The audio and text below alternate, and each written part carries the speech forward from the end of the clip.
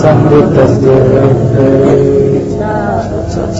buddhaṃ saraṇaṃ gacchāmi buddhaṃ saraṇaṃ gacchāmi dhammam saraṇaṃ gacchāmi dhammam saraṇaṃ gacchāmi saṅgham saraṇaṃ gacchāmi saṅgham saraṇaṃ gacchāmi dutiyampi buddhaṃ saraṇaṃ gacchāmi dutiyampi buddhaṃ saraṇaṃ gacchāmi dutiyampi dhammam saraṇaṃ gacchāmi dutiyampi dhammam saraṇaṃ gacchāmi dutiyampi saṅgham saraṇaṃ gacchāmi Sangham saranam gacchāmi tatiyampi buddhaṃ saranam gacchāmi tatiyampi buddhaṃ saranam gacchāmi tatiyampi dhammaṃ saranam gacchāmi tatiyampi dhammaṃ saranam gacchāmi tatiyampi saṅgham saranam gacchāmi saṅgham saranam gacchāmi pānātipātā vīramani sikkhapadam samādiyāmi pānātipātā vīramani sikkhapadam samādiyāmi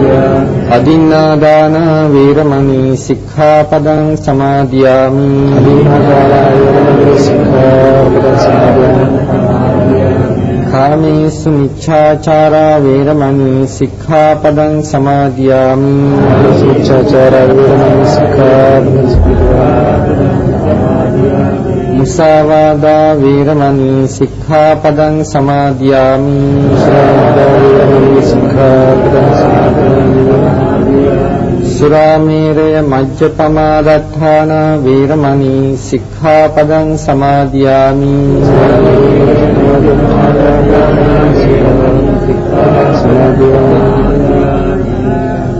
samantā cakkavālesu atrā gacchantu devatā saddhammaṃ munirājassa sunantu sagga mukkhadan dhammasavana kālo ayaṃ bhadantā dhammasavana kālo ayaṃ bhadantā dhammasavana kālo ayaṃ bhadantā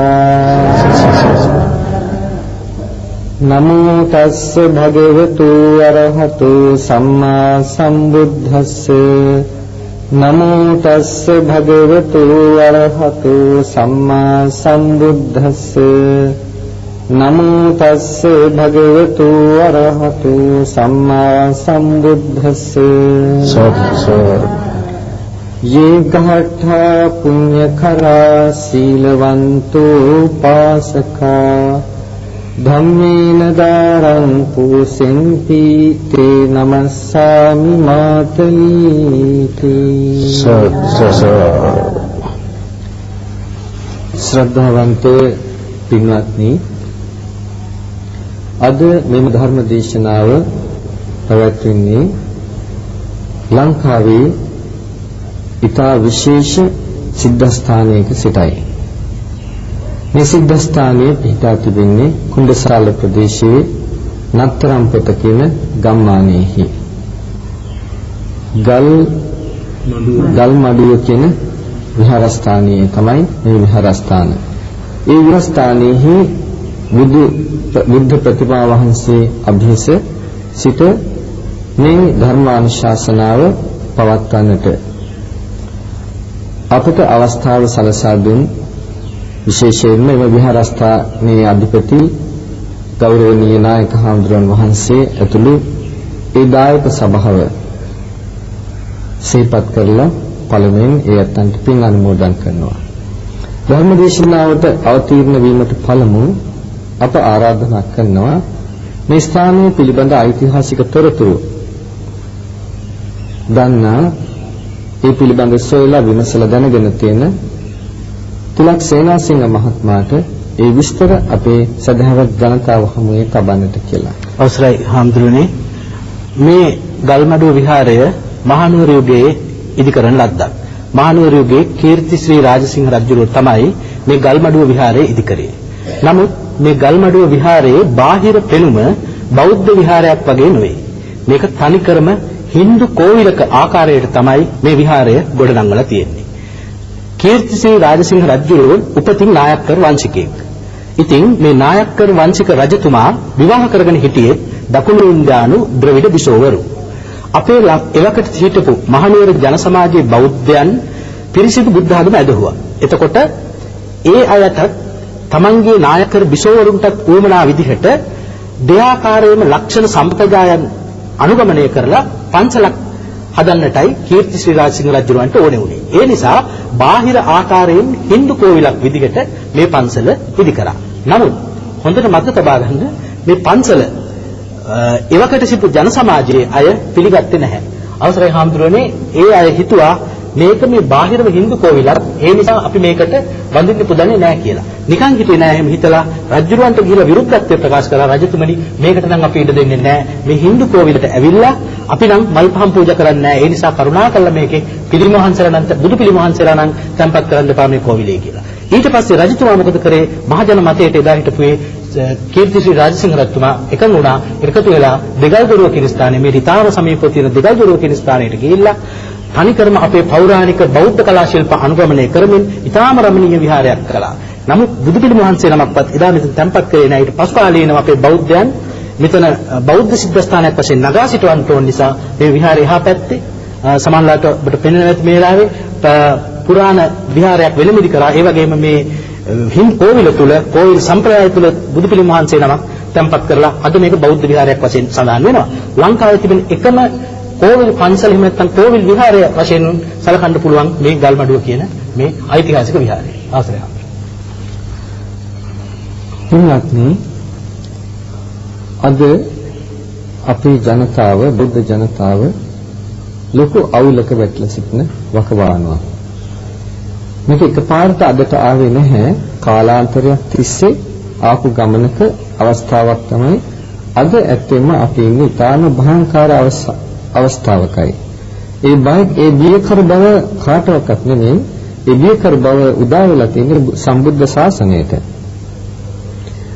බොහෝ විට අපේ ඇත්තන් බුද්ධ ධර්ම මොකද්ද කියලා බුදුරජාණන් වහන්සේගේ ධර්මය මොකද්ද Hindu ධර්මය මොකද්ද කියලා තේරුම් ගන්න බැරි අවස්ථාවකට අද පැටලලා සිටිනවා. ඉතින් අපි උත්සාහ කරන්නේ මේ Hindu දර්ශනය මොකද්ද බුද්ධ දර්ශනය මොකද්ද බෞද්ධයන් Hinduන් වෙන්න පුළුවන් කමක් නැහැ. බෞද්ධයන්ට බුදුහාමුදුරන්ගේ නිර්මල දහමක් තිබියදී මේ දෙකක් එකට පටලවාගෙන ආගමක් අදහන සිරිතක් නැහැ. විශේෂයෙන්ම බෞද්ධයෙකුට පුළුවන් කමක් නැහැ එහෙම කරන්නට. ලෝකයේ තියෙන අන්‍ය හැම ආගමක්ම දේවාගමක් හැම දේවාගමක්ම ඉදිරිපත් කරන දර්ශනය තමයි ලෝකයේ දෙවියෙක් විසින් මවන ලද්දක් බව. Hindu ආගම කියන්නේ විශේෂයෙන්ම බ්‍රහ්ම ආගම ඒකටයි Hindu ආගම කියලා අපි ව්‍යවහාර කරන්නේ. ඒ බ්‍රහ්ම ආගමේ සංකල්පය තමයි බ්‍රහ්මයා ලෝකයේ නැවුවා කියන එක. බ්‍රහ්මයා ලෝකයේ නැවුවා විතරක් නෙවෙයි බ්‍රහ්මයා මිනිස්සුත් නැවුවා. බුදුරජාණන් වහන්සේ දේශනා කරන්නේ ලෝකයේ කවුරුත් විසින්වත් මවන ලද්දක් නෙමෙයි ලෝකයේ හේතුප්‍රත්‍යයන් නිසා හටගත්තේ. මේ හේතුප්‍රත්‍ය සංකල්පය තේරුම් ගන්නට ලෝකය කියන්නේ ආධ්‍යාත්මික බාහිර වශයෙන් ලෝක දෙකක් තියෙනවා. ආධ්‍යාත්මික ලෝකය තමයි රූප, වේදනා, සංඥා, සංඛාර, විඥාන කියන මේ ලෝකය. මේ පංචස්කන්ධ ලෝකය. ඒ පංචස්කන්ධ ලෝකයේ රූපයට ආයතන තියෙනවා. ඇහැ, කන, නාසය, දිව, ශරීරය, මනස. බුදුහාමුදුරේ දේශනා කරනවා ඇහත් ලෝකයක්, කනත් ලෝකයක්, දිවත් ලෝකයක්, නාසයත් ලෝකයක්, ශරීරයත් ලෝකයක්, මනසත් ලෝකයක්. ඇහැට අරමුණ වන රූපත් ලෝක. ශබ්ද, ගන්ධ, රස, ස්පර්ශ, ධම්ම මේ හැම දෙයක්ම ලෝක. ඒ ලෝකයේ බාහිර ලෝකය. එතකොට අපි බාහිර ලෝකය අස්කන්නාසාදී ඉඳුරන්ට ගොදුරු වෙන ලෝකයේ වශයෙන් හඳුන්වනවා. එහි අපේ ඇසට දකින්න රූප තියෙනවා. ඒ වගේම අපේ ශරීරයත් රූපයක්. මේ හැම රූපයක්ම හේතු ප්‍රත්‍යයන් නිසා ගොඩනැගිලා තියෙන්නේ. මූලික අවස්ථාවට ගියාම හේතු හතරක් තියෙනවා. පඨවි, ආපෝ, තේජෝ, වායෝ. පඨවි ආපෝ තේජෝ වායෝ කියන මේ සතර මහා භූත රූප ඕනෝන්ට ප්‍රත්‍ය වෙනවා. මේ හේතු හතර ඕනෝන්ට ප්‍රත්‍ය වෙනවා. ඒක තමයි කියන්නේ හේතු ප්‍රත්‍යයන්ගෙන් හටගත්තා කියලා. යම් හේතු හතරක් නැවතීමක් නැතුව ඒකාකාරීවම ඒ කියන්නේ එකට සිටීමෙන් නෙමෙයි ඒ වෙනස් වීමේ ඒකාකාරීත්වය. යම් හේතු හතරක් නොනවත්වාම ඕනෝන්ට උපකාර වෙනවා නම් ඒක ස්ථිර පැවැත්මක් තියනවාද? මොකද හිතන්නේ? ඒකාකාරී ඒ කියන්නේ පඨවි ආපෝ තේජෝ වායෝ කියන භූත රූප හතර ඕනෝන්ට හැම මොහොතෙම උපකාරී වෙමින් පවතිනවා. ඕනෝන්ට උපකාරී වෙනවා නම් මේක නැවැත්මක් තියනවාද? නෑ. මේක නැවැත්මක් නෑ. ඒ ඇතිවෙච්ච වෙලාවෙ ඉඳලම වෙනස් වෙනවා. එහෙනම් ඒ වෙනස් වෙමින් නැති වෙනවා. ඒ නිසා තමයි සංස්කාර ධර්මය කියලා කියන්නේ. හේතු ප්‍රත්‍යයන් නිසා හටගත්ත දේවල්. සීල සංස්කාරයන්ගේ ස්වභාවය කියනවා උපාදෝ පඤ්ඤායති, වය පඤ්ඤායති, තිතස්ස අඤ්ඤතත්තං පඤ්ඤායති. ඇතිවීම තියෙනවා, නැතිවීම තියෙනවා. ඇතිවෙච්ච ක්ෂණයක ඉඳන් නැතිවීම වෙනස් වෙමින් නැති වෙනවා. ඊටාම ක්ෂණිකව සිද්ධ වෙනවා. ක්ෂණ භංගුරයි කියනවා. දැන් මේ රූප හැම දෙයක්ම බුදුරජාණන් වහන්සේගේ දර්ශනයට අනුව කෙලවර වෙන්නේ පඨවි ආපෝ තේජෝ වායෝ කියන සතර මහා භූත රූපයන්ගෙන්. මේ මුළු ලෝක ධාතුවම විශ්වයම හටගෙන තියෙන සතර මහා භූත රූපයන්ගෙන්. එනිසා බුදුරජාණන් වහන්සේ දේශනා කරන්නේ ලෝකය කවුරුත් මාන ලද්දක් නෙමෙයි, ලෝකයේ සතර මහා භූත රූපයන්ගෙන් මේ ශක්ති හතරෙන් ගොඩනැංවිච්ච එකක්. දැන් අනිත් ඔක්කොම ආගම් කියන ලෝකයේ දෙවියන් වහන්සේ කෙනෙක් දෙවියෙක් මවුවා කියලා. ඒතර එහෙමනම් දෙවියෙක් කියලා කියනවා නම් ඒකත් අදහන්නට පුද්ගල රූපයක් ගන්නවා නම් ඒකත් රූපයක් වෙන්න ඕනේ. නමුත් බුදුරජාණන් වහන්සේගේ දර්ශනය අනුව එනකොට ඒ කිසිදු රූපයක් කවුරුත් විසින් මවන ලද්ද දේවල් නෙමෙයි. ඒ හැම රූපයක්ම හේතු ප්‍රත්‍යයන් නිසා හටගත් දේවල් කියලා නැවත අවධාරණය කරනවා. තේරුම් ගන්නට ඒ කාරණය. එතකොට ඒ හැම දෙයක්ම බුදුහාමුදුරෝ දේශනා කළේ හේතු ප්‍රත්‍යයන් නිසා හටගත්තා නම් අනිත්‍යයි. අනිත්‍ය හැම දෙයක්ම දුකයි. මට වෙනස් කරන්න පුළුවන් කමක් නැහැ. මේ අනිත්‍ය ස්වභාවය, දුක් ස්වභාවය වෙනස් කළ හැකි කිසිවෙක් මේ ලෝක ධාතුවේ නැහැ. ඔය මොකක් අනිත්‍ය වුණත් අපිට කමක් නැහැ. අපිට මොකක් අනිත්‍ය වුණත් ප්‍රශ්න තියෙන්නේ මම මගේ මකලා ග්‍රහණය කරපු යම් කිසි දෙයක් අනිත්‍ය වෙනවා නම් අන්න ඒක තමයි අපිට දුක. එනිසා බුදුරජාණන් වහන්සේ දේශනා කළේ තණ්හාවයි දුකට හේතුව කියලා. මට අයිති නැති දේවල්. දැන් අපි හිතමු මේ ඇහැ රූපයක්. ඇහැ රූපයක් බව කවුරුත් දන්නවා. ඒ රූපය ඇති වෙලා තියෙන්නේ පඨවි ආපෝ තේජෝ වායෝ කියන සතර මහා භූතයන් නිසා. නොනවත්වාම වෙනස් වෙනවා. වෙනස් වෙන්නේ කොතනට යනකල්ද? විනාශය දක්වා. දැන් මගේ ඇහත් එහෙම වෙනස් වෙනවා. මේ ඇහැ ඇත්තටම මම කැමතිද මේ ඇහැ වෙනස් වෙමින් ගිහිල්ලා විනාශ වෙනවට? කවුරුත් කැමතිද? කිසි කෙනෙක් කැමති නැහැ. නමුත් ඒක නවත්තන්න පුළුවන්ද? නවත්තන්නත් බෑ. එතකොට මේක වෙනස් වෙමින් ගිහිල්ලා විනාශ වෙන එක මට නවත්තන්න බැරි නම් මේ ඇහැ මං කියලා ගන්න එක සුදුසුද? නෑ, මේ ඇහැ මගේ කියලා ගන්න එක සුදුසුද? නෙමෙයි. හොඳයි. දැන් බලන්න අර පාරේ තොටේ ඉන්න ඇත්තන්ගෙත් ඇස් තියනව නේද? ඒ ඇස් වෙනස් වෙන්නේ නැද්ද? ඒ ඇස් නැති වෙන්නේ නැද්ද? ඒ ඇහක් නැති වෙච්චාම අපිට ප්‍රශ්නයක් තියනවද? තියනවද? නෑ. ඇයි අපිට ප්‍රශ්නයක් නැත්තේ ඒ ඇහ නැති වෙච්චාම? ඒවා මගේ නෙමෙයි ඒ ඇස්. නමුත් මේ ඇහ නැති වුණොත් මට ප්‍රශ්නයක්. දැන් මේ ඇහත් මගේ නෙමෙයි කියලා දැන් පිළිගත්තා නේද? මේ ඇහත් මගේ නෙමෙයි කියලා පිළිගත්තා. නමුත් මගේ නෙමෙයි වෙන මේ ඇහ නැති වෙනකොට මම කැමති නෑ. අරගොල්ලන්ගේ ඇහ අනිත් අත්තන්ගේ ඇස් වෙනස් වෙන එක මට ප්‍රශ්නයක් නෑ. මොකද්ද මේකට හේතුව? මේක මගේ නෙමෙයි. මගේ නෙමෙයි වගේ විතරක් නෙමෙයි මම මේක තණ්හාවෙන් අරන් තියෙනවා. උපාදානය කරලා තියෙනවා තෘෂ්ණාවෙන්. අර අනුන්ගේ ඇස් මන් තෘෂ්ණාවෙන් උපාදානය කළා නෑ. ඒවත් සංස්කාර ධර්මයන් මගේ නෙමෙයි. ඒ වගේම මම තෘෂ්ණාවෙන් උපාදානය කළ නැති නිසා මට ඒව නැති වුණාට මට ප්‍රශ්න නැහැ. ඒ ඇත්තන්ට ඒව නැති වුණාට. මේක මම දන්නවා හොඳටම මගේ නෙමෙයි කියලා. ඒත් මම තෘෂ්ණාවෙන් මේක ග්‍රහණය කළා තියෙනවා. ඒ නිසා අර තෘෂ්ණාවෙන් මේක අල්ලගෙන ඉන්න හින්දා මගේ නෙමෙයි කියලා දැනගත්තත් මට මේක නැති වුණාට දරන්න බෑ. දැන් එහෙනම් තේරුම් ගන්න මගේ නෙමෙයි කියලා දැනීම එකක්, තෘෂ්ණාවෙන් අල්ලගත්තා කියන එක තව එකක්. බුදුහාමුදුරුවෝ මම මගේ කියලා දෙයක් නැහැ කිව්වා තමයි. පංච උපාදානස්කන්ධයක් මිසක් සත්වීක පුද්ගලයෙක් නැහැ කිව්වා තමයි. නමුත් තවම ඔය අපි කාටත් ඒක තියෙනවා. මොකද තෘෂ්ණාව නැතිකලේ නැති හින්දා අපි මම ආයෙමින් අරන් තියෙනවා. මේ නිකාම් බොරුවට වාද කරන්න එපා. බුදුහාමුදුරුවෝ නැහැ කියලා තියෙනවා, සත්වයෙක් නැහැ කියලා තියෙනවා, පුද්ගලයෙක් නැහැ කියලා තියෙනවා, මම මගේ කියලා එකක් නැහැ කියලා තියෙනවා. ඇත්තයි නැහැ තමයි. නමුත් ඔය ඇත්තන්ට තියෙනවා. ඔය ඇත්ත රහත් වෙලා නැහැ. ඒ නිසා තෘෂ්ණාවෙන් අල්ලගෙන ඉන්නවා. ඒක නැති කරන්න මේ මම මගේ කියලා නැහැ කියලා දැනගත්තට පුළුවන් කමක් නැහැ. බුදුරජාණන් වහන්සේ ඒක අවබෝධයට මාර්ගයක් කියලා තියෙනවා. සීල, සමාධි, ප්‍රඥා කියන මේ මාර්ගය තුළින් ගිහිල්ලා ඒක අවබෝධ කරගන්න ඕනේ. අවබෝධ කරගන්නේ නැතුව මේකේ වාද කරන්න ගියොත් මහ විනාශයක් වෙලා තමයි නවතින්නේ. අම්මත් නැහැ, තාත්තත් නැහැ, කවුරුවක්වත් නැහැ. ඕන කෙනෙකුට ඕන දෙයක් මරාගෙන කාගෙන ජීවත් වුණත් කිසි ප්‍රශ්නයක් නැහැ. ඉතින් මම මගේ කියලා දෙයක් නැහැ. තේරෙනවද බහනකත් වෙන්නේ?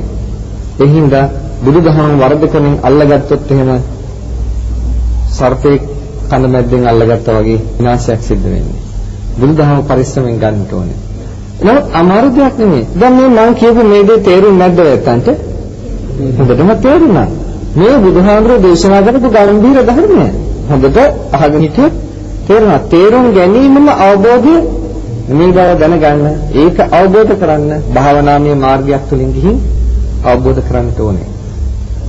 එතකොට බුදුරජාණන් වහන්සේ අනිත්‍යයි, දුකයි, අනාත්මයි කියන සංකල්පයක් ඉදිරිපත් කරනවා. ලෝකය වෙනස් වෙන නිසා, සංස්කාර පොදියක් නිසා ඒකත් අනිත්‍යයි, දුකයි, අනාත්මයි. ලෝකේ හැම අනිත් ආගමක් මොකද කියන්නේ? නිට්ටයයි, සුඛයි, ආත්මයි. ක්‍රිස්තියානි ආගම කියන්නේ ලෝකයේ ਸਰව බලධාරී දෙවියන් වහන්සේ විසින් මවනු ලැබුවා නිට්ටයයි, සුඛයි, ආත්මයි.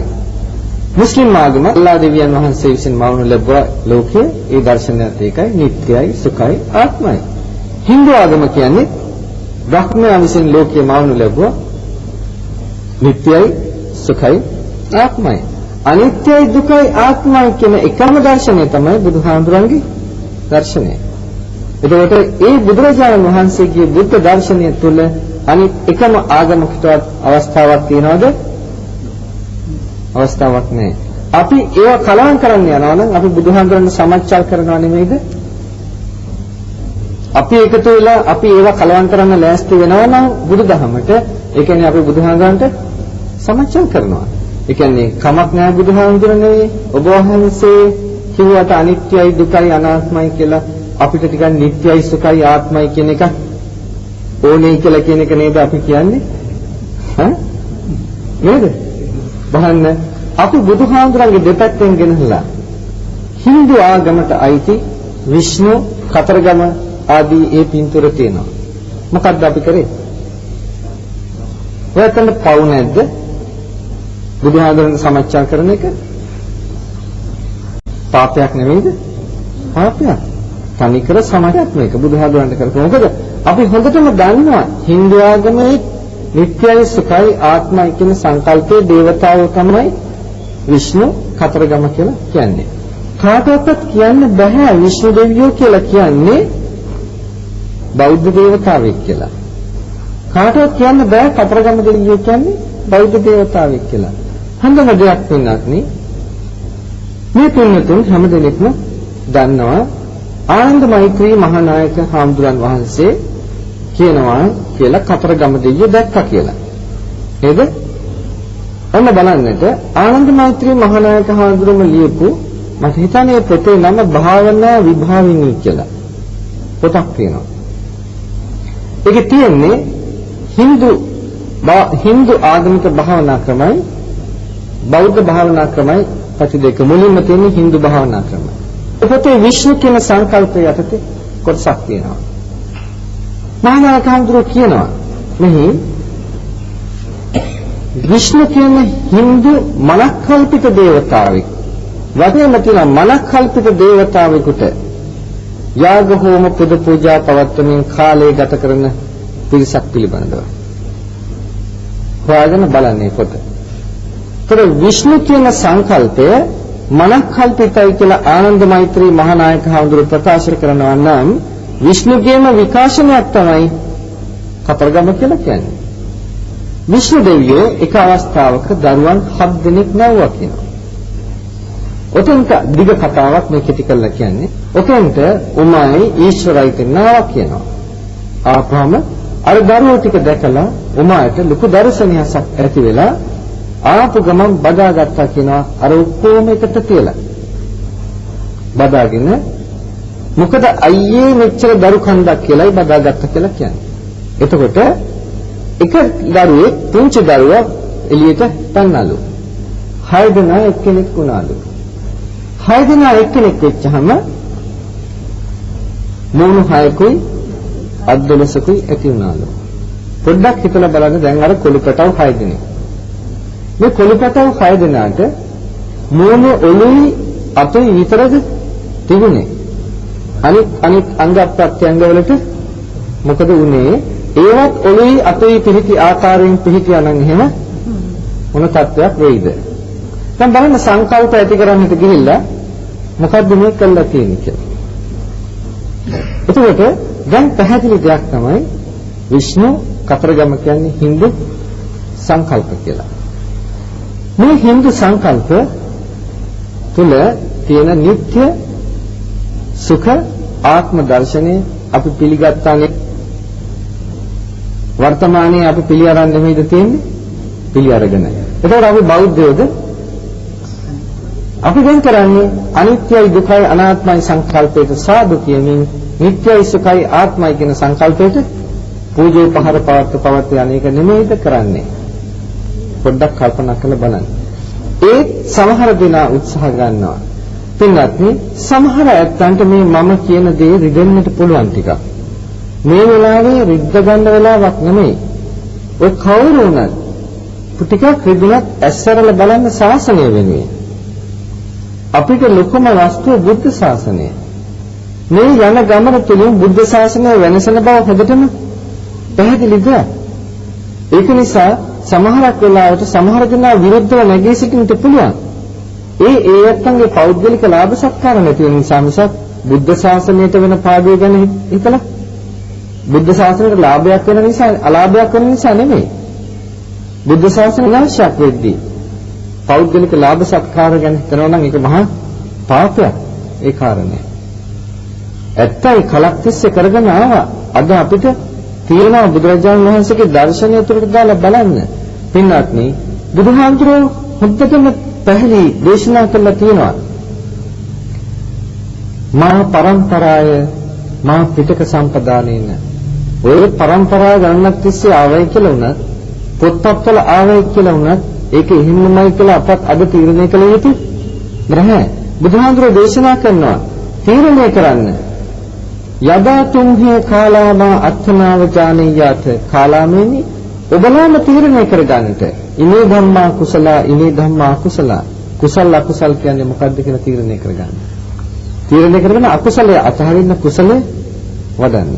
අද අපිට වෙලා තියෙන්නේ අපි කුසල අකුසල කියන්නේ මොකක්ද කියලා තේරුම් ගන්නට ගන්නෙ නැහැ. ඒක තේරුම් ගන්න ඕන නම් බුදුහාමුදුරගේ ධර්ම විනය දෙකට දාලා බලන්න මොකක්ද කියලා. තර්ක කරන්න අවශ්‍යතාවයක් නැහැ, වාද කරන්න අවශ්‍යතාවයක් නැහැ. බුදුහාමුදුරුවෝ හොඳට කුසල අකුසල කියන්නේ මොකක්ද කියලා පැහැදිලි කරලා දීලා තියෙනවා. අපිට කරන්න තියෙන්නේ බුදුහාමුදුරුවෝම මහා ප්‍රදේශ සූත්‍රවල දේශනා කළා තියෙනවා. ධර්ම විනය දෙකට දාලා බලන්න ඊට ගැලපෙනවා නම් මගේ කියලා බාර ගන්න නැත්නම් නැත්තකට දාන්න. පින්වත්නි කර්ම රැස් කරනවා අපි. අපි කර්ම රැස් කරනවා. මොනවාද කර්ම කියලා කිව්වේ? චේතනාහම් භික්ඛවේ කම්මං වදාමි කියලා කිව්වා. චේතනා තමයි කර්මය කියලා කියන්නේ. දැන් චේතනාහම් භික්ඛවේ කම්මං වදාමි කියලා කියපු බුදුහාමුදුරුවෝ කර්මය කියන එකට හේතු පෙන්වනවා.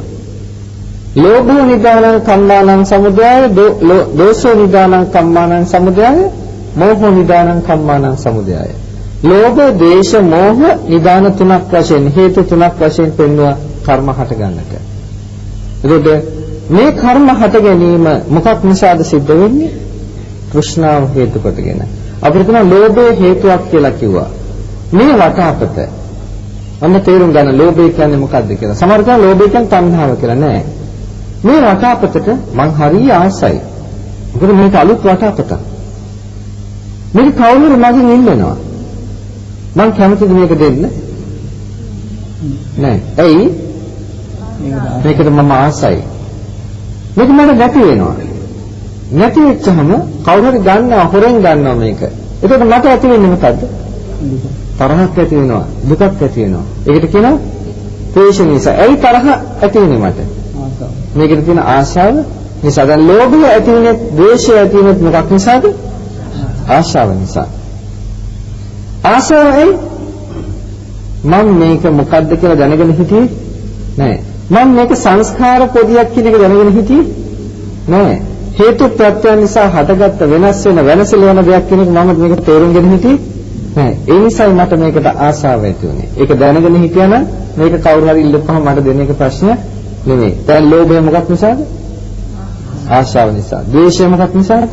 ආශාව නිසා. මෝහය නිසා තමයි මෝහය මුල්කට ගත්ත තෘෂ්ණාවයි මේකට හේතුව. දැන් ඒක තමයි කියේ කර්ම රැස් කරන්නට ලෝභ, ද්වේෂ, මෝහ හේතුවක්. කර්ම රැස් කරන්නට ලෝභ, ද්වේෂ, මෝහ හේතුයි. ඒ කර්මයේ හේතුව තෘෂ්ණාවයි. කර්මයේ හේතුව තෘෂ්ණාවයි. ඒකයි තෘෂ්ණාව නැති කළා නම් කර්මයේ ක්ෂය කළා. ඒ කියන්නේ කර්මයේ ක්ෂය කරා නම් ලෝභ, ද්වේෂ, මෝහ නැහැ. නමුත් තව කර්ම කොටසක් තියෙනවා. ඒ මොනවාද? අලෝභ, අද්වේෂ, මෝහ චේතනාවල් වලින් කරන කර්ම.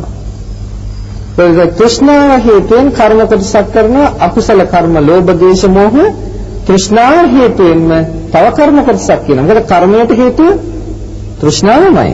ඒකට තව කර්ම කොටසක් කරන අලෝභ, අද්වේෂ, අමෝහ චේතනාවල් වලින් ඒකට කියනවා කුසල කර්ම කියලා.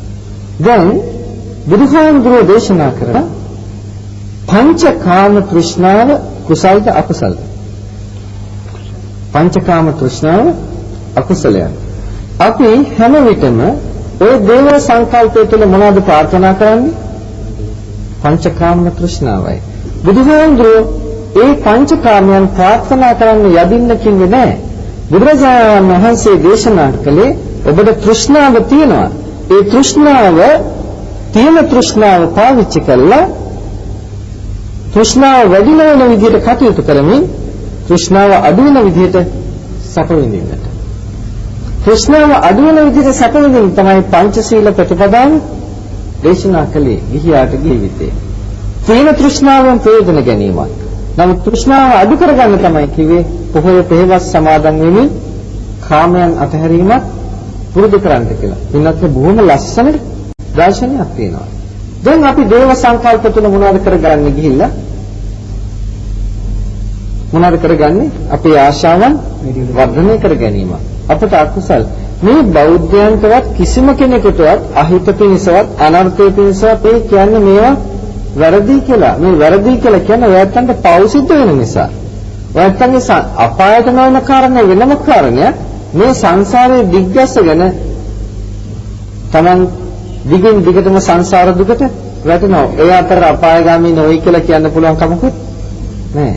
ඒ නිසායි අපි සිහි නුවණින් කටයුතු කළ යුත්තේ කවුරුන් කෙසේ කිව්වත්. දැන් අපිට පේනවා සමහර දෙනා වාද කරනවා, තර්ක කරනවා. ඇයි එහෙනම් මේවා ওই නුවර දලදා මාලිගාවේ පෙරහැරටත් මේවා සම්බන්ධ වෙලා ඉන්නේ කියලා. ගොක් වාද කරනවා. මොකද දලදා මාලිගාව දලදා පෙරහැර බෞද්ධයන්ගේ මුදුන්වා කඩක්. ඉතින් මේකේ මේ දේවල් පෙරහැර කියලා මේවා පවතිනවා. මේවා අනවශ්‍ය නම් මේවා එපා නම් මේවා අර්ථයක් නැත්නම් ඇයි මේවා එකතු වුනේ කියන එක තර්ක කරනවා, ප්‍රශ්න කරනවා. එන්නත්නි පස්වෙනි සියවසේදී ලංකාවට පැමිණි පාහියන් භික්ෂුවගේ දේශාටන වාර්තාවේ කියනවා එදා ඇහින් දැක්කා කියලා අනුරාධපුරයේ දලදා පෙරහැර. ඒ දලදා පෙරහැර පැවැත්විච්ච ආකාරය කියනවා 550 ජාතකය ජීවමාන විදිහට චිත්‍රයට නම් වලයි ඒ පෙරහැර පැවැත්වේ කියලා. එතකොට මේවා තිබුණේ නැහැ. මේ මහනුවර යුගයේදී දළදා මාලිකාවට ඔය ආකල්ප යොමු වුණේ මහනුවර යුගයේ රජකම් කළ නායක්කාර වංශික රජවරුන්ගේ විසවරුන්ට උමනාවට. බලන්න මේ ස්ථානයේ ගොඩනැගුණේ කොහොමද? නායක්කාර වංශික රජුරුවන්ගේ විසවකගේ අවශ්‍යතාවයටයි මේ ස්ථානයේ ගොඩනැගුණේ. නමුත් එදා බෞද්ධයෝ ඒවට ඉඩ දුන්නේ නැහැ. ඒ රජතුමා රාජසිංහ රජතුමා බෞද්ධයාගේ දියුණුවට කටයුතු කරා. බුද්ධ ශාසනයක අභිවෘද්ධිය සඳහා විශාල මෙහෙයක් කරලා තියෙනවා. නමුත් පේනවා ඇතුළතින් කොහොම වුණත් Hindu භක්තිකයෙක් බව. මොකද කිසිම බිසවක් නැහැ. ලංකාවේ රජෙක් වුණාට ලංකාවේ බිසවක් නැහැ. ඔක්කොම බිසවරු කොහෙන්ද? ඉන්දියාවෙන්. ඇයි ඔච්චර ලංකාවට හිතවත් නම් ලංකාවේ බෞද්ධයන්ට හිතවත් නම් ඇයි ලංකාවේ කාන්තාවක් සරණ පාව ගත්තේ නැත්තේ?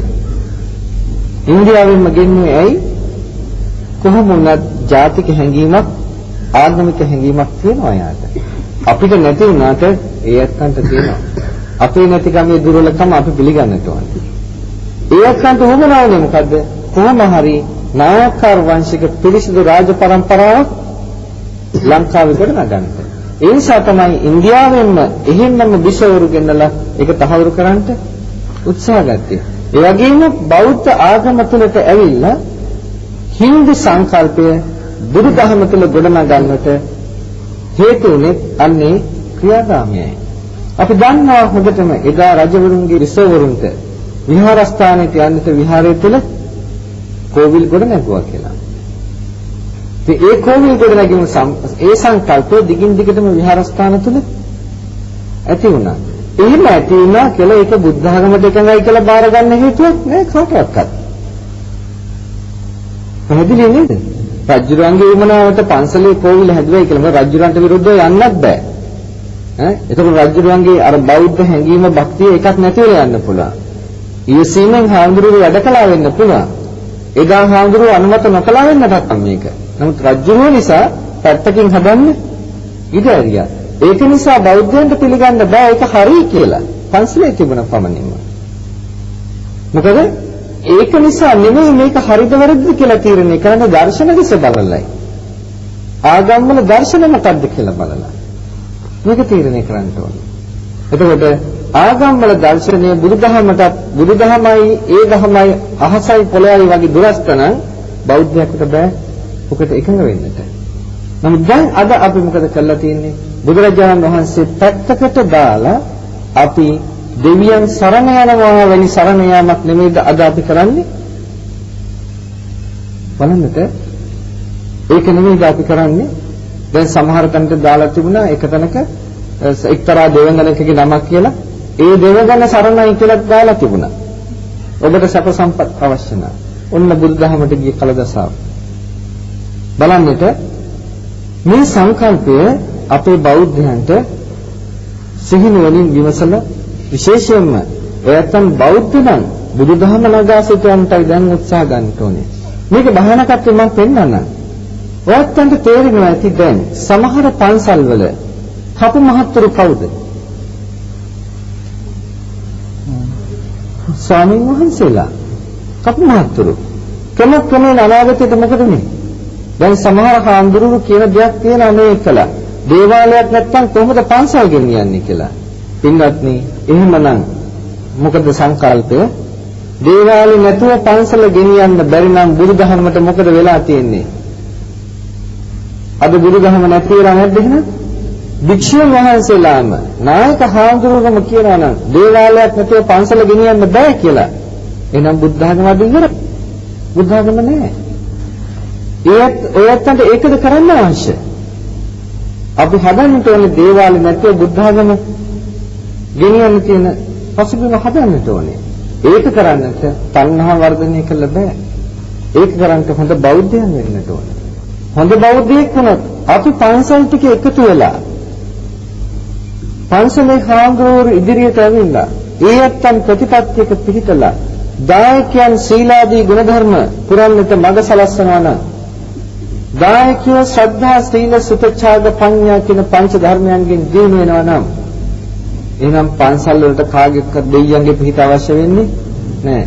දැන් අපේ හාමුදුරුවෝ කෙලින්ම කියන්නේ ඔක්කොම නෙමෙයි. සමහර හාමුදුරුවෝ කෙලින්ම කියන්නේ බුදුහාමුදුරන්ටත් දෙයියන්ගේ පිහිටයි කියන කතාව නෙමෙයිද? ඒක නෙමෙයිද කියන්නේ? දෙන්නත්නේ ඒක වෙන්න බෑ. මොකද බුදුහාමුදුරුවෝයි දෙයිට පිහිටවන්නේ. නිසා තේරුම් ගන්නට අපේ සංකල්පයේ බුදුදහමේ තියෙනවා බෞද්ධ දේව සංකල්පයක්. අපේ දේව සංකල්පයට එනකොට කියනවා යේගහට්ටා පුඤ්ඤකරා සීලවන්තෝ උපාසකා ධම්මේන දාරම් පෝසෙන්ති තේ නමස්සාමි මාතලි. කවුද මේ කියන්නේ? සක්‍රදේවේන්ද්‍රයෝ. යම් ගෘහස්තේ පුඤ්ඤකරා පින් කරයිද සීලවන්තෝ උපාසකා උපාසකෙක් වශයෙන් පංචශීලය ආරක්ෂා කරයිද ධර්මයෙන් අඹදරු පෝෂණෙහි යෙදෙයිද තේ නමස්සාමි මාතලි මාතලි මම මේ ඒ අතන්ට නමස්කාර කරනවා කියලා. එතකොට සක්‍රදේවේන්ද්‍රයෝ ඒ දෙවියන්ට නමස්කාර කරනවා. සක්‍රදේවේන්ද්‍රයෝ සක්‍රදේවේන්ද්‍රයෝ පංචශීල රකින උපාසකයාට නමස්කාර කරනවා. සක්‍රදේවේන්ද්‍රයෝ පංචශීල රකින උපාසකයාට නමස්කාර කරන්නේ ඇයි? සක්‍රදේවේන්ද්‍රයාගේ සක්‍ර සම්පත්තියට වැඩිය පංචශීල රකින මේ උපාසකයාගේ ඒ සීල තේජස ශ්‍රේෂ්ඨයි. ඒ නිසායි සක්‍රදේවේන්ද්‍ර නමස්කාර කරන්නේ. පින්වත්නි, සක්‍රදේවේන්ද්‍ර පංචශීල රකින ඇත්තන්ට නමස්කාර කරනවා නම් මේ උපාසකයෝ ගිහිල්ලා එතනින් පහළ ඉන්න අනිත් දෙවි දේවතාවන්ට නමස්කාර කරන්න යනවා නම් මේ බෞද්ධයන්ට මොකක් හරි අප්සෙට් එකක් ගහලා නැද්ද? බහමින් පොඩ්ඩක් කල්පනා කළා. සතරවරම් දේවතාවෝ කියනවා ඔය ඇත්තන් අම්මා තාත්තට උපස්ථාන කරනවා නම් පංචශීල රකින්නවා නම් එහෙවත් සමාදන් වෙනවා නම් සංඝිකායෙක් තියෙනවා. ඒ ඇත්තන් ලෝකයේ සිසාරා යනවා අර කුසල් අනුමෝදන් වෙලා ඒ ඇත්තන්ට ආශිර්වාද කරන්නට. පින්වත්නි, ඇත්තටම අපි බෞද්ධයෝ නම් අපේ පන්සල්වල තියෙන්න ඕනේ හදනවා නම් දේවාල හදන්නට ඕනේ විෂ්ණු කතරගම දේවාල නෙමෙයි. අපි හදන්නට ඕනේ නම් සක්‍රදේවේන්ද්‍රයන්ගේ දේවාල ඉස්සෙල්ලා හදන්න ඕනේ. අපි හදන්නට ඕනේ එහෙනම් සතරවරම් දෙවිවරුන්ගේ දේවාල. හෝ ඒව පන්සලේ. මොකද බෞද්ධ සාහිත්‍යයේ මුලින් ගම්ම සත්‍ය සංකල්පය හොඳට පැහැදිලිව එනවා විග්‍රහ කළේනවා නොදන්න කෙනෙක් නැහැ. සතරවරම් දෙවිවරු ඔය සතර මහා දෙවිවරු නෙමෙයි. දැන් සතරවරම් දෙවිවරු හැටියට බාරගෙන තියෙන්නේ අර Hindu සංකල්පයේ දේවතාවෝ ටික. මේ එන්නේ ධෘතරාෂ්ට්‍ර, විරෝධ, විරූපාක්ෂ, වෛශ්‍රවණ කියන මේ දේවතාවෝ හතර දෙනා.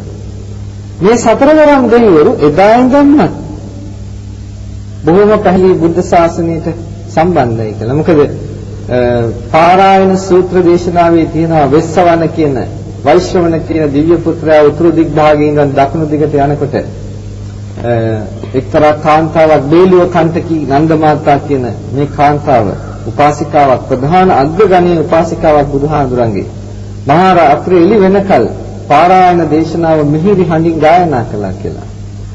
උඩ ඉඳගෙන අහගෙන හිටිය ඒ යන ගමන නවත්තලා උඩ ඉඳගෙන අහගෙන හිටියලු දේශනාව. අහයිදලා මහා හයියෙන් සාදුකාර දුන්නලු. අර නන්ද මාතා කියනවා එහෙනම් කවුද කියලා අහන මම වෙස්සවන්න කියනවා. කියනවා පුදුමයි වෙස්සවන්නගේ හඬ මට අහන්න ලැබි කියලා. පුදුම වෙන දෙයක් නෑ. මම කාලෙකින් මේ වගේ මිහිරි හඬකින් මේ පාරායනය ඇහුවේ ආදයි කියනවා.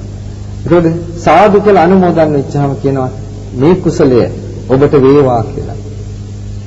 ඊට පස්සේ සිද්ධියක් කියනවා තව දිග කතාවක් තියෙනවා. ඒක ඉතින් ඒක මෙතෙන්ට අවශ්‍යතාවයක් නැහැ. වෙස්සවන ඒ වගේ කෙනෙක් පාරායනට සාදුකාර කියපු කෙනෙක් සතරවරම් දෙවියන්ගේ කෙනෙක්. එහෙනම් සතරවරම් දෙවියන්ගේ දේවාල තියෙන්නට ඕනේ මෙහි.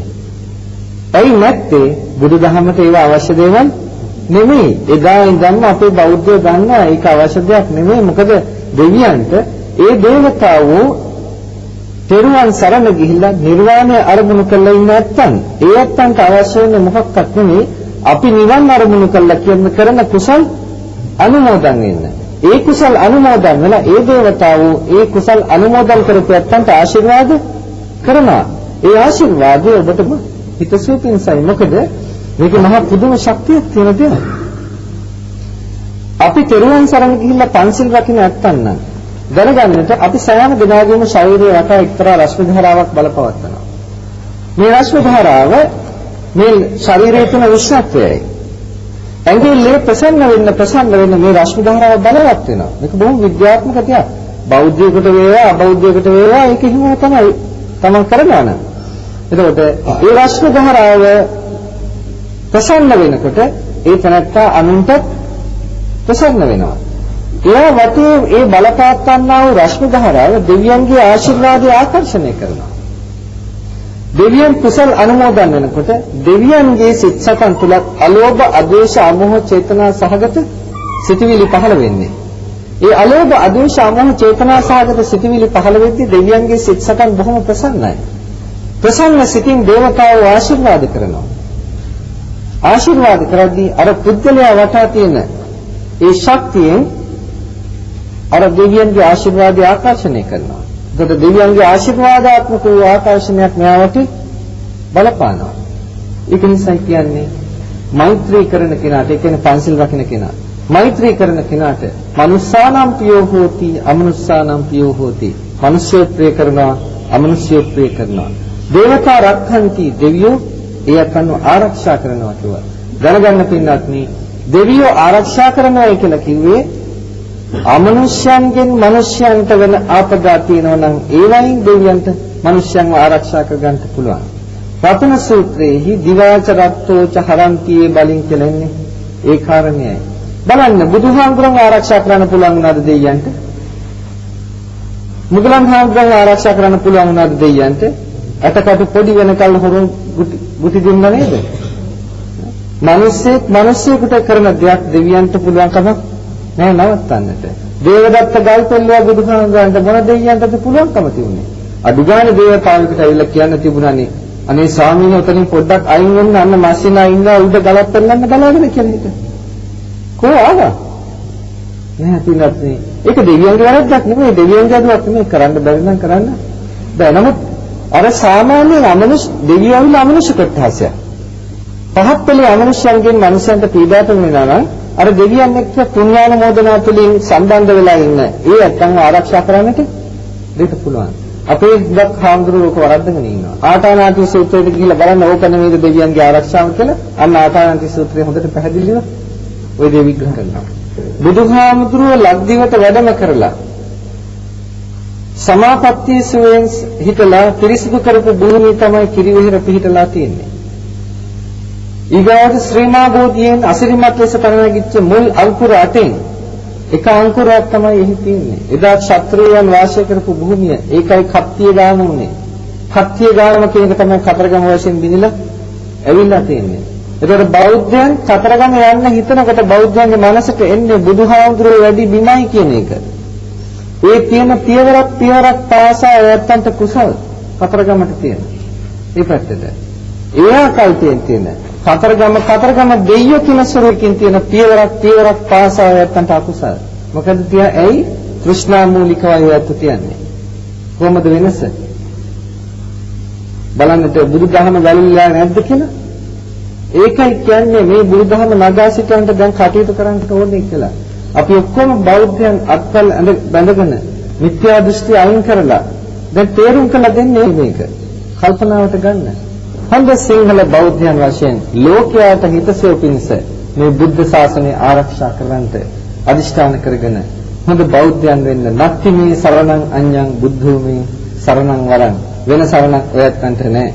ධම්ම සංඝ කියන තෙරුවන්ගේ සරණ ඇරෙන්නට. තෙරුවන් කියන්නේ මොකද්ද කියලා ඉගෙන ගන්නට. හොඳට අර්ථ විග්‍රහයක් ඇතුව ඉගෙන ගන්න තෙරුවන් කියලා කියන්නේ මොකද්ද කියලා එතකොට ඔය ප්‍රශ්නේ විසඳෙනවා. ඉතින් අද මේ ශ්‍රවණය කළා වූ ධර්ම හොඳට නැවත හිතන්න. හිතලා අපේ බෞද්ධ සංකල්පය තුළ ගොඩනැගින්න උත්සාහ ගන්නට. මහනුවර පෙරහැරේ තියෙන ඔක්කොම වඳින්න යන්න ඕනේ නැහැ. 13 වහන්සේට විතරක් වඳින්න. නැත්නම් අර නැටුවටත් වඳින්න වෙනවා. අලින්ටත් වඳින්න වෙනවා. ඒක නිසා ඕවාට ඔක්කොම තියෙන වඳින්න පුදන්න නෙමෙයි. ඒක ඉතින් ඔය වරින් වර එකතු වෙච්ච සංස්කෘතික අංගයන් වශයෙන් සැලකන්නේ ඒක වෙනම කාරණයක්. නමුත් දරදා පෙරහැර බෞද්ධ පෙරහැර අරවත් ඉන්න වඳින්න පුදන්න මේ ධාතු කරුඹ තමයි අපේ ප්‍රධාන සංකේතය වෙන්නේ. මේ ටික හොඳින් හිතලා අගුණ දුරකම් දුරු කරගන්න, ගුණ ධර්ම වඩා සිටවා ගන්නට තව තවත් හොඳ බෞද්ධයන් වෙලා මගේ ශාසනය මම ආරක්ෂා කරගන්නවා කියන දැඩි අදිෂ්ඨානයෙන් මිත්‍යා දෘෂ්ටි අයින් කරලා දාලා බුදුහාමුදුරන් විතරක් ගෙදර තියාගන්න. අනිත් මොකක්වත් ඕනේ නැහැ. බුදුහාමුදුරු විතරක් ගෙදර තියාගන්න. නැත්නම් බුදුහාමුදුරන්ගේ යටින් තියාගන්න. ඔයත් අංගේ අම්මලගේ තාත්තලගේ පින්තූර බ්‍රහ්මියෝ කියලා කිව්වේ අම්මයි තාත්තයි දෙන්න. සිහි කරන්න අම්මයි තාත්තයි යත්තන්ට කරපු සේවය මොකද්ද කියලා සිහි කළා බුදුන් වහන්සේලා ඒ වෙලාවේ මේ පින් ටික අම්මල තාත්තට අනුමෝදන් කළා ආශිර්වාද කරන්න යත්තන් ජීවත් වෙලා ඉන්නවා නම් යත්තන්ට යහපත වේවා කියලා. මේ ගිහිල්ලා ඉන්නවා නම් එහෙම පින් දෙන ඒ දෙමාපියන්ට බුදුන් වහන්සේලා ඔක්කොම කළා. ඔය යත්තන්ට මාව මේ තත්ත්වෙන් ගොඩනගලා දුන්නට මට කරපු උපකාරයට අම්මා තාත්තා දිනට මම ණය ගැටි යන්නේ තාත්තේ අම්මයි තාත්තයි දෙන්න මේ කුසල අනුමෝදන්ලා ඉක්මනට මේ සසර දුකින් මිදේවා කියලා අම්මා තාත්තට පින් අනුමෝදන් කරන්න. බුදුහාඳුරන්ගේ යටින් තියෙන ඕනේ ටිකයි. ඉතින් මේ ටික දැනගෙන හැමදෙනාම අගුණදුරකම් දුරු කරගන්න බුදුදහම වඩා සිටවා ගන්නට උතුම් තෙරුවන් සරණින් සියලු යහපත සැදේවා අපරාධකත් ජාතියට හැමදෙනාටම රටවාසී සෑම දිනාටම සියලු ආගම්වල සියලු ජාතීන්ට අපේ මේ ධර්ම ප්‍රතිපදාවෙන් යහපතක්ම වේවා. ඒ ඇත්තන්ගේ ආගම් ඒ ඇත්ත අදහගත්තාවේ අපේ ආගම අපි පිළිසිදුව අදහමු. ඒකයි අපේ සංකල්පය. මේ ධර්මයට අනුව ජීවත් වෙමින් ධර්මානුධර්ම ප්‍රතිපන්නව හැම දිනාටම ඒ හේතුවෙන් දෙලව ශාන්තිය වේවා. පරලෝ වශයෙන් සුගති සම්පත් පිණිසත් මේ කුසල් හේතු වේවා. අවසානයේ ප්‍රාර්ථනීය පරිදි උතුම් වූ නිර්වාණ සුවය වේවා කියලා සාදු කියලා ප්‍රාර්ථනා. ittavata camhihi samphatang punya sampadang sabbe deva anumodantu sabba sampatti siddhiya idammi gnati nang hetu sukhita huntu gnatayo